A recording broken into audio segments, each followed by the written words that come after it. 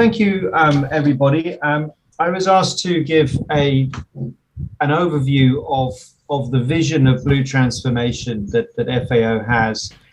This is mainly as orientation to enable the NACA members to get a better understanding of where FAO is going with the idea of blue transformation, to give a bit of history, and also to give you something of our vision of the scope or where we think it can go.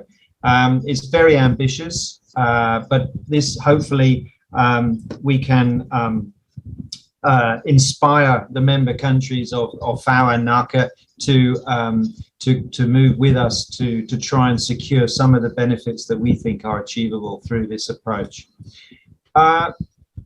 Little bit of background first. The global food sector, that's both fisheries and aquaculture, has changed dramatically in the past 25 years. The fisheries sector has more or less flatlined, hasn't really been much growth there at all. There's been an enormous rise in aquaculture production, 250% increase. The fish trade, global fish trade, is now 300% higher than it was 25 years ago.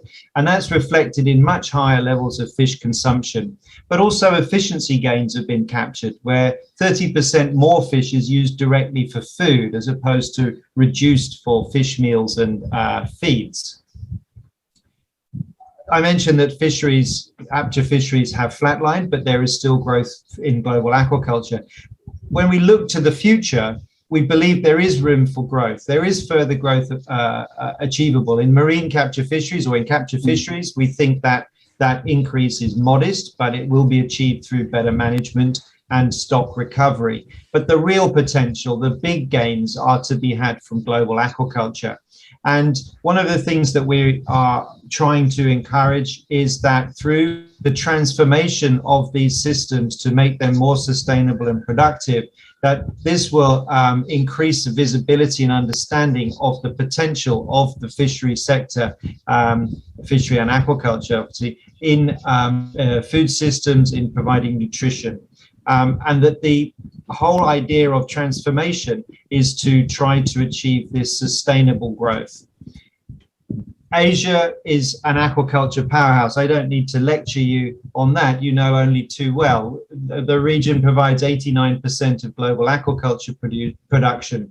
That's 82 million tons, more or less. And something like 80% of that production still comes from small-scale, small-medium enterprises in Asia. It employs over 20 million people, and currently it's already starting to provide a very significant amount of our food fish, and is aimed to or projected to provide up to 59% of fish for human consumption by 2030. It absolutely puts aquaculture on the map as part of a food system and food security, but also in its contributions to economies and poverty reduction. And the role of aquaculture in rural systems and through sustainable aquaculture as part of poverty reduction and rural development is now becoming well demonstrated in the region. The rapid development of aquaculture sector in the region is something that the rest of the world could learn from. It shows how strong business linkages can really drive the sector. There's an enormous amount of collaboration between partners. There's been very strong policy support from government, and a good institutional infrastructure on the whole in terms of getting science technology rolled out to the private sector.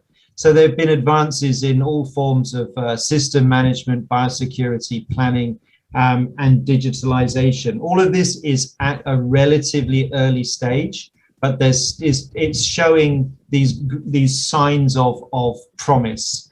But there's also lessons to be learned from overdevelopment and unsustainable intensification of systems, and where regulatory and policy environments have been weak.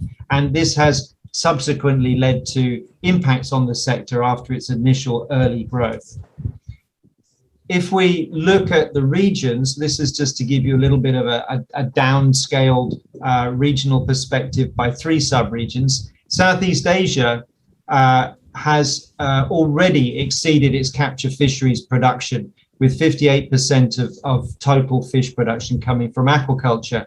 But there have been downturns in brackish water culture more recently, and growth in mariculture, although 70% of all of that mariculture production you can see is aquatic plants.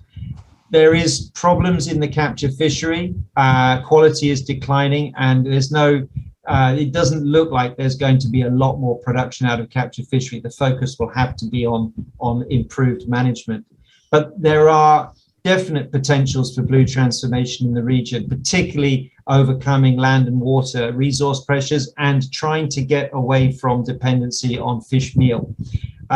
There's also strong environmental and biosecurity needs in the region, which can be addressed, along with improved genetic quality and diversity of species. If we look at East Asia, aquaculture massively exceeds the capture fishery. You can see here something like 80% is aquaculture production. But interestingly, brackish water produces relatively little of that. It's mainly split between freshwater aquaculture and mariculture. Of course, these figures are hugely driven by China, and a lot of that mariculture is seaweed and shellfish, although there is quite a substantial amount of fish production in there as well. And the interesting thing to see on this line is that freshwater culture has more or less stabilized. It doesn't seem to be increasing much. So the question there is, can freshwater culture deliver more through sustainable intensification, but also how much more potential is there for mariculture in Eastern Asia? In South Asia, again, it's a different picture. Capture fisheries are still relatively productive. Brackish water provides some, but not that much of the aquaculture production. The vast majority of aquaculture is coming from fresh water. And a lot of that is based around the carp systems. The question here is, can there be further intensification of this freshwater systems in South Asia? And is there any sort of potential for mariculture, which is highly challenging with the environments and the coastlines of that region? The main good news stories here is that the low trophic level of species culture means it's an extremely efficient system for feeding people. I mentioned that there are lessons to be learned from good and bad practices. We have learned that it's possible to intensify Asian aquaculture, and that there has been efficiency improvements that have been gained from addressing the environmental challenges and biosecurity challenges that have faced the sector. And there are success stories of how farms and systems have transformed to face these challenges. But there's also these other big picture things that face the sector, which is how to sustain this contribution or even increase it, bearing in mind that the region already produces most of the world's aquaculture. We have, like many farming systems in the region, a graying of aquaculture. How can we bring in youth? We have much bigger populations. We need to feed them. Can we do it through fish culture? But at the same time, we are facing strong resource constraints, particularly on freshwater and land, but also, as I mentioned, in the form of fish meal and feeds. There's also some issues now with biodiversity loss and the rapid urbanization of some populations, and whether or not this is going to affect aquaculture into the future. And of course, climate change always in the background there. In terms of the future development of Asian aquaculture, these core issues need to be addressed. And this is really where Blue Transformation is going to be looking at. And that's maintaining production growth with these limited resources using environmentally sustainable production, integrating more with agricultural systems, trying to ensure that the smallholder base stays in the game, not forced out, and empowering small and medium enterprises to really take advantage of the technology and technological advances that are occurring in the sector. And part of that's to promote greater organizational capacity of these groups, particularly small and medium scale farmers, to facilitate their access to knowledge and financial services, to capture the potential opportunities that are presented by information technology, particularly to access markets and also for improvement of precision aquaculture and system management. And linked to that, the food safety aspects of fish to try and make sure that it remains acceptable and is able to be traded across countries and into cities in a safe manner. And finally, to ensure that as we go forward, that there's an effective and responsible policy and regulatory environment for aquaculture development. All of those needs that I've just outlined there fit very, very closely with FAO's priorities. They fit the 5 core principles for sustainable agriculture. They also fit the new 4 betters, which are envisioned in the FAO strategic framework. One of those is better production, another one is better environment, and particularly the priority area of FAO called blue transformation, which I will get into in a minute. It also fits with the directives we've had from our Asian membership through the FAO Regional Conference. It contributes across several SDGs and also the recommendations of the Committee on Fisheries, Subcommittee on Aquaculture. And of course, it also fits the NACA Governing Council directives. The challenge of getting food production from the blue economy is getting the balance right between societal outcomes and ecological sustainability. This is the great challenge. How do we get more without undermining the base that actually allows us to produce the food and the employment that we want? But this approach of blue transformation seeks to create that balance. It's in line with the ideas that were promoted in Rio with the green economy, which is that you promote socio-economic development, but that you decouple it, you take it, you split it away from the high environmental cost that comes with increasing production and productivity. It also aligns with the Code of Conduct for Responsible Fisheries and the ecosystem approach to aquaculture, and particularly now is in line with this idea of sustainable food system thinking.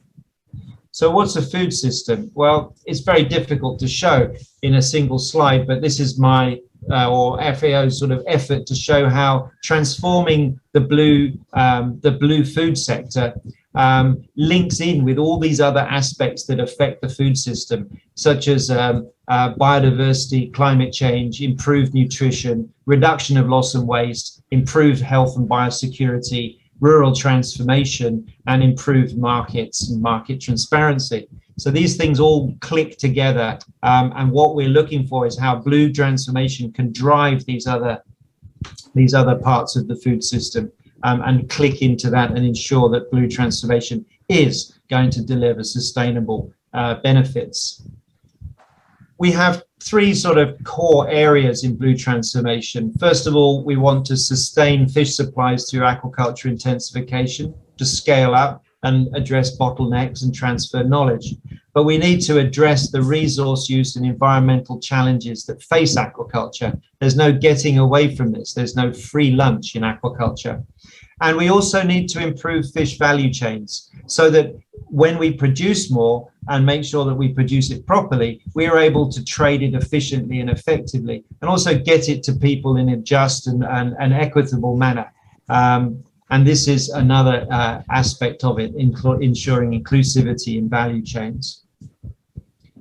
The emerging priority areas, I touched on these earlier, cover the full spectrum of what we can achieve and what we need to address in improving aquaculture as a food system. There's governance and policy reforms, ensuring socio-economic benefits are gained, innovating in biosecurity and disease control, environmental control and regulation, innovating feeds, improving genetics and diversification of species, using and harnessing digital technology, improving the efficiency of value chains, and tackling climate change impacts, but also some of the opportunities that might arise from changing temperatures and environments.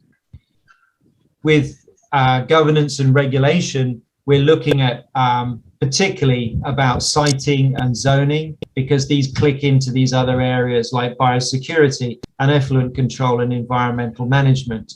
And the big challenge for our region is that farms are small. They're not big farms that can be just zoned and sited 50 kilometers apart. You can see from this picture here the number of shrimp ponds that are along a single stretch of canal or river, just how big the challenge is to try and work on zoning systems. Feed innovation is obviously a really big area. It's one of the big costs in production, and there's a whole bunch of areas that are already being worked on. We've got innovations in replacing fish meal. We've got innovative proteins in the form of insects. We've got carbon nitrogen ratio manipulation and heterotrophic farms, pond systems to try to improve productivity and efficiency, and also utilizing waste streams and circular economy. That's recycling things back into feeds or from our waste streams, which at the moment are quite imperfect. And there seems to be a lot of potential to do this. In terms of broodstock and breeding, again, we have a fair amount of that going on in the region. The gift and the tilapia technologies are probably some of the best examples. But there's been a lot of work also on breedings of commercial species like Penaeid shrimp, and speeding up growth rates of other commercial or interesting new species. The region has a huge diversity of species that can be worked with. And this is something that is poorly understood in the other parts of the world, where, you know, aquaculture is based around maybe 10 or 20 species.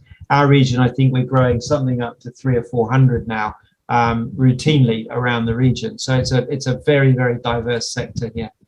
And that diversification and diversity of species really is perhaps one of the big areas for this region. There's a huge preference or huge acceptability for different species. There's a lot of interest, and there's also just simply a very, very wide cuisine and culinary acceptability for all shapes and forms of aquatic life. And so this is obviously an area that has a lot of scope for the region. In terms of addressing the environmental impacts, this is one of our big challenges, because as we get more aquaculture, we get more effluent. So how do we start to reduce those impacts on receiving waters? How do we reduce our reliance on marine feeds? I mentioned that earlier. And also link nutrients into the circular economy, reusing and recycling nutrients so that we're not wasting feeds, and that the farms fit more effectively into the systems of capturing nutrients and using them more efficiently. So that brings us to innovation in systems and management. A lot of the systems we have in the region have multiple goals, where you're trying to address the challenges of effluent reduction, trying to improve efficiency of feeds and reduce costs, but also keep farms biosecure because of crowding issues. And that's given rise to a wide range of really interesting systems. The heterotrophic pond systems with lots of aeration, lots of recycling, very low zero wastewater discharge type systems, particularly with shrimp, but also closed recirculation systems and on-farm recirculation. We have auto feeders, airlift circulation and technology, in-pond raceways. All of these things, they're found in other regions as well. They may not be used that widely in Asia at the moment. There's quite a lot of scope for taking on board more technology. But there's also a lot of integration in this region where systems, particularly more extensive systems, are linked in with the agricultural landscapes. Rice fish is obviously a very classic one, but there's plenty of others. And the multi-trophic systems of aquaculture that we find in East Asia with seaweeds, shellfish, sea urchins, this kind of integration is also a really, really spectacular example. We haven't got offshore mariculture at scale yet, and this is somewhere where the region really is probably going to have a lot of growth, or at least parts of the region will have a lot more growth in the future.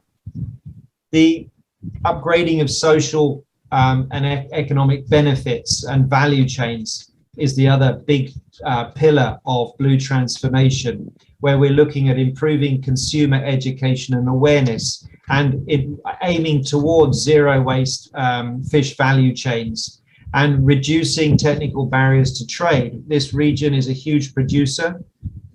It doesn't trade as much fish as it could. It'll probably become a net fish importer before too long. And so these are some real interesting challenges where if we're going to move products around, can we do it, and will they be acceptable in other markets? And that requires food safety risk analysis and value chains, but also the traceability and digital solutions as well. And of course, product innovation is alongside that as well. There's artisanal types of improvements that can be done. You see a few of the sort of low-tech type dryers and solar dryers using small indigenous species as fish powders for nutrient supplements, all the way through to QR codes and these digital blockchain systems for trading fish and aquaculture products. So there's a tremendous scope here. And as I mentioned, the reusing and recycling and repurposing of products of aquaculture products to increase efficiencies. The socio-economic dimensions are something that can't get left behind. We have a huge smallholder base, and interestingly, a lot of the risk of fish production and fish aquaculture is taken by smallholders. There's very few compensation mechanisms that are in operation through the region, and if they're there, they really don't compensate effectively, particularly when there are climate-driven disasters or disease outbreaks, or economic hardships, for example, such as the COVID crisis. There are very few social protection systems, and also farmers have struggled to get hold of credit to make their systems, to invest in them, to upgrade them and upscale them. And a lot of these innovations that we're talking about do require investment. And how can we make that? How can we de-risk that for our smallholder base? So this is a major challenge for the future, alongside creating an environment for aquaculture that attracts the younger generation. We don't want to see aquaculture grey. We've had tremendous progress, but can we attract and bring in youth and show that it is a viable, long-term, sustainable livelihood that's attractive?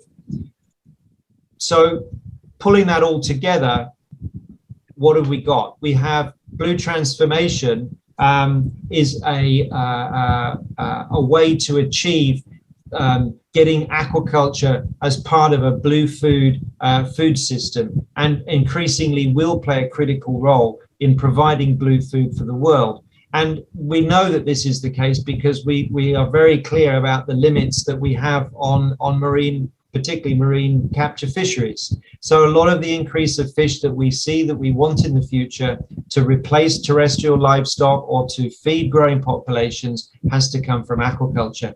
But that we need to intensify it, it needs to be much more efficient and better integrated and linked into the circular economy, and preferably getting it smarter as well to capitalize on the digital future.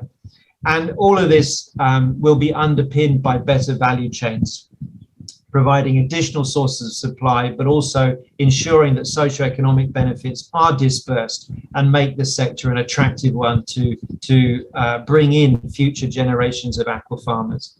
With that, colleagues, thank you very much for this rather quick walk through the blue transformation, but I hope that that's given you something of a taste of what FAO's vision is for that. Thank you very much.